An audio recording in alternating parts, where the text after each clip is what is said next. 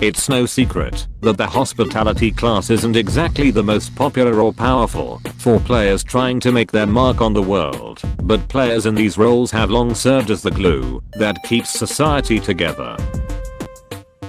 Even in the earliest seasons of the game, when the agriculture meta was dominating every server, the need for hospitality players was vital to cooperative player progression. For every genius who discovered electricity, cured smallpox, or conquered the known world, there's been hundreds more who served them food, cleaned their house, or poured their drinks. Many players are convinced that the invention of roads was all part of a conspiracy among early hospitality mains. After all, by finding a traveler, they could collectively drive them by carriage to their destination, rent them a room for a night, and sell them any item they couldn't bring on their journey.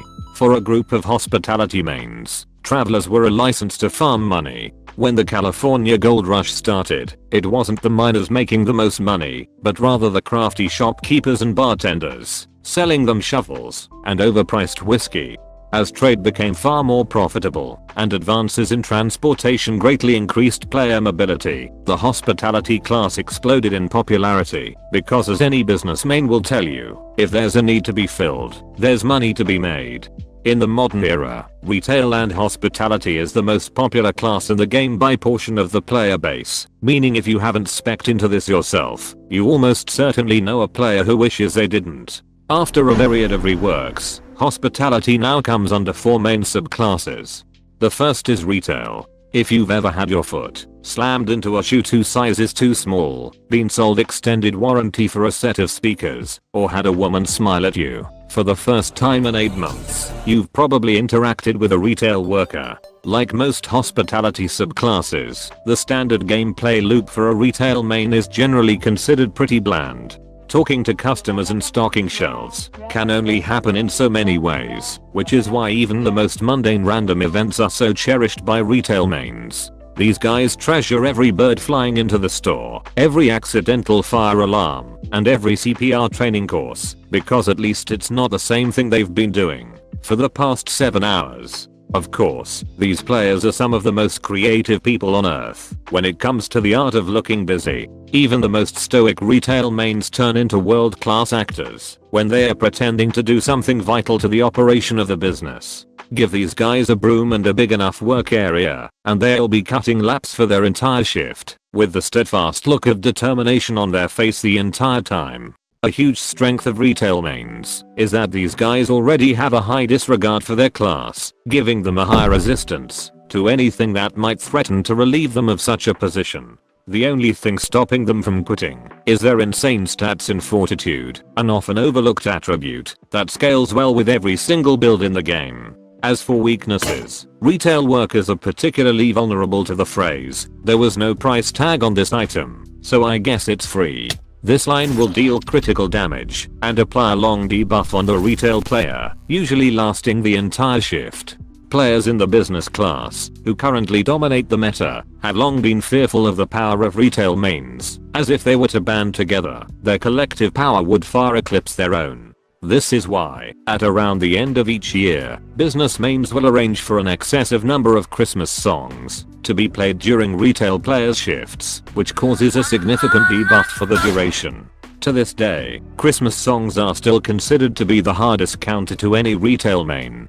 The second subclass is travel, not to be confused with logistics, which is made up of drivers, pilots, and ship captains. The travel subclass in hospitality is more of a support role to make the rest of it run smoothly, comprising of roles such as flight attendants, tour guides, and pretty much any job in a hotel. Travel is often compared to the shepherd subclass, as most of the time you'll be herding tourists from one destination to another. Although generally considered harder than retail, the travel subclass comes with much better perks depending on the position. Insanely cheap travel from stacking company bonuses can be achieved without much time investment by the player, and flight attendants can simply request a specific route and mitigate the cost requirements for traveling between servers. With this in mind, working at an airline requires a more extensive level of training for the position, a permanent jet lag debuff, and a willingness to be stuck in a claustrophobic tube for 19 hours at a time. Fortunately, however, traveling often grants players with a sizable experience boost, as exposure to different cultures and ways of thinking streamlines a player's regular gameplay loop. Hotel workers, on the other hand, don't get such perks, but are instead able to spec into much more endgame viable builds, especially when flexing into the business tree. The lower levels, meanwhile, can be much more of a grind, as you're primarily dealing with tourist NPCs. Tourists tend to have a heightened chance to trigger challenging random events, and oftentimes have a severely nerfed communication stat, making them particularly difficult. Ever since the developers reworked journalists into the entertainment class, it's become harder and harder to get hold of reliable and unbiased patch notes. News organizations can't always be trusted. Social media sites are a breeding ground for misinformation, and most algorithms are designed to feed users exactly what they want to hear. This is what makes ground news so special. Created by a former NASA engineer, Ground News draws from over 50,000 news sources and conveniently compiles them on a per story basis for your convenience. For our example, let's look at a fun story for a change. A 13-year-old from Oklahoma, who supposedly became the first person to beat Tetris. Covered by nearly 250 publications, even something this simple has different forms of coverage. From the Bias Insights feature, we can see that centrist sources were mainly focused on the world record itself, while right-leaning publications were more concerned with the human element, focusing on the reaction of Willis Gibson as he broke the record. Left-leaning articles tended to take a different perspective and focused on the use of artificial intelligence to map the glitches necessary for success. To go even further, users can also see a breakdown of each source's political leanings, their factuality rating, and even who owns the publication. Features that would perhaps be more important if it wasn't about Tetris. The good news is that by using the link in the description, viewers can get the Pro plan for as little as $1 a month. However, Ground News is currently running a 40% off deal for their top tier Vantage plan. This includes being able to monitor your news diet in real time. We can only deliver news one day of every month, so in the meantime, Ground News really is the place to be. Now, back to the video. The third subclass is food. This can be anything from a waiter, chef, fast food worker, or a bartender. To start with the waiter, these guys are primarily tasked with playing the Chinese Whispers minigame on easy for 8 hours at a time, and praying that customers don't unleash 7 months of pent-up rage for getting their order mixed up. Waiters usually spec slightly more into athletics and charisma than their counterparts, and all of them seem to have an uncanny ability to carry far more plates than you'd think their arms could possibly allow. Charisma for a waiter main can be far more important while living in a server with the tipping mechanic enabled, as it allows the player to fill up a customer's guild meter to charge additional microtransactions. Next are the chef mains, who are generally considered to be some of the angriest players in the game.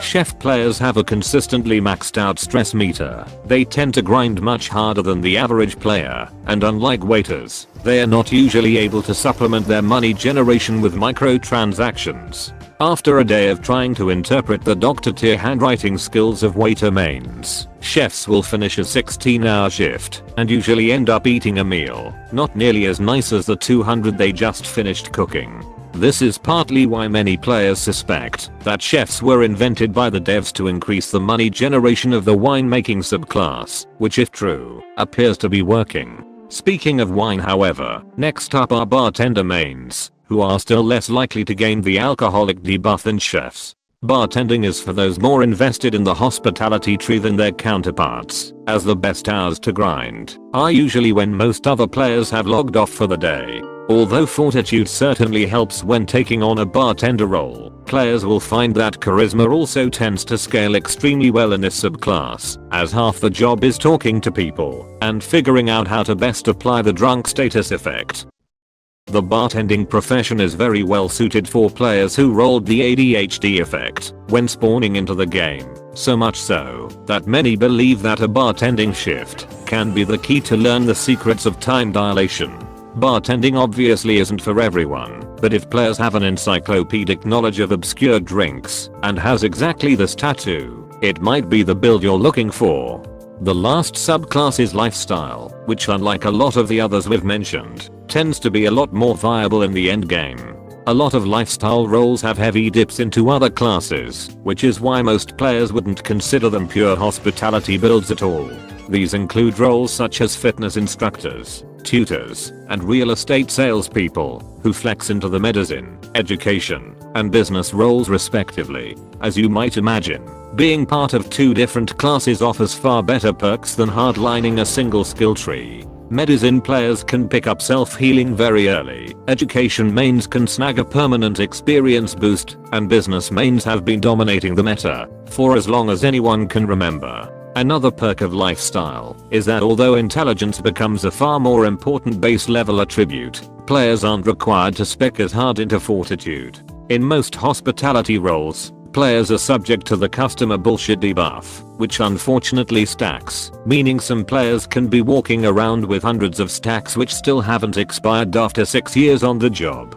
For lifestyle, however, the lower fortitude requirement allows players to more heavily invest in other attributes, which makes it easier to flex into other classes later in their playthrough. Retail and hospitality doesn't exactly have the most powerful abilities when compared to other classes, but they are certainly nice to have, especially in the early game.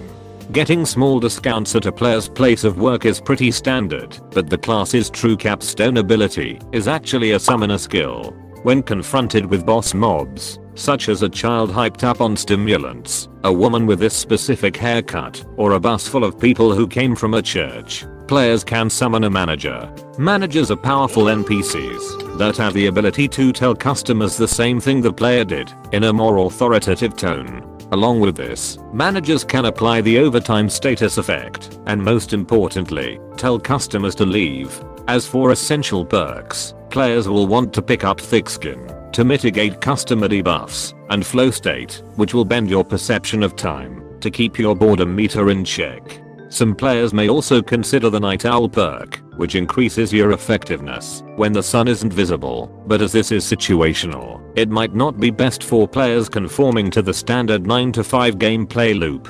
The hospitality and retail class has had a long-standing position within the meta, but unfortunately, it doesn't have nearly as many endgame viable options compared to more dominant classes. They can't shape the meta like political mains, their revenue generation isn't nearly as high as pure intelligence builds, and they haven't been a subject of power creep like the business class. It's absolutely viable to spec hard into the hospitality class for an entire playthrough, but its low skill floor usually attracts newer players who are just starting to try their hand at efficient money farming.